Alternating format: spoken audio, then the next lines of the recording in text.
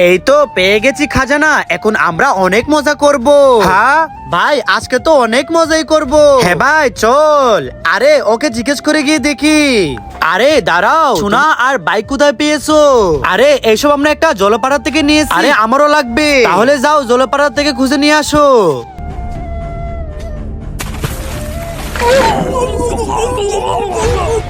আরে কেন এসেছো তোমরা এখানে? খাজানা আর বাইক নেওয়ার জন্য এসেছি। তুমি ওদেরকে দিয়েছো? আরে আমি ওই দুজনকে এমনি এমনি সবকিছু দেই নাই, ওরা আমাকে বাঁচাইছে। আমাকে একজন জেলে নিয়ে যাচ্ছিল, ওরা আমাকে রক্ষা করেছে। আরে আমরাও তোমার হেল্প করব, তুমি আবার জেলের কাছে গিয়ে বন্দী হয়ে যাও, আমরা তোমাকে বাঁচিয়ে আনবো। আবে শালা বাঘ এখান থেকে। আরে ভাই এখন আমরা কি করব?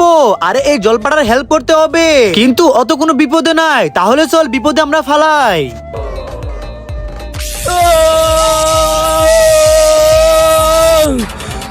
আরে জলপাড়া, আমি যদি আজকে তারটা উপরে না উঠাতাম তাহলে তুমি কারেন্টে শর্ট খেয়ে মরে যেতে। আমি তোমাকে বাঁচিয়ে ফেলেছি, এখন আমার খাজানা দিয়ে দাও।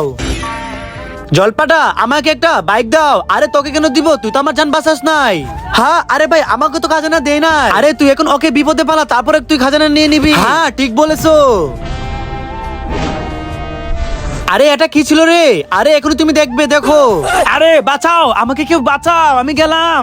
তার আগে তুমিও যদি চাও তোমার মা সারা জীবন বেঁচে থাকুক, তাহলে ভিডিওটি লাইক করে চ্যানেলটি সাবস্ক্রাইব করে দিবে। আরাই লাইক সাবস্ক্রাইব করবে যারা আমাকে ভালোবাসে। আরে আরে জলপাটা, এই নদীর মধ্যে কেউ বিষ মিশিয়ে দিয়েছে, তাড়াতাড়ি পানি খেয়ে ফেলো, না হলে তুমি মরে যাবে। আরে কিন্তু এটা কি? আরে এটা হচ্ছে গোবরের জুস, এটা খেলে তোমার বমি আসবে, তারপর তোমার থেকে বিষ বের হয়ে যাবে, তারপর তুমি বেঁচে যাবে। আরে আমি মরে যাব, কিন্তু এই গোবর খাবো না। আবে শালে, তোর জন্য এই জলপাটা মরে গিয়েছে। আরে আমি কি করব? আরে শালা কেউ কি গোবর খাবে? যা এখান থেকে।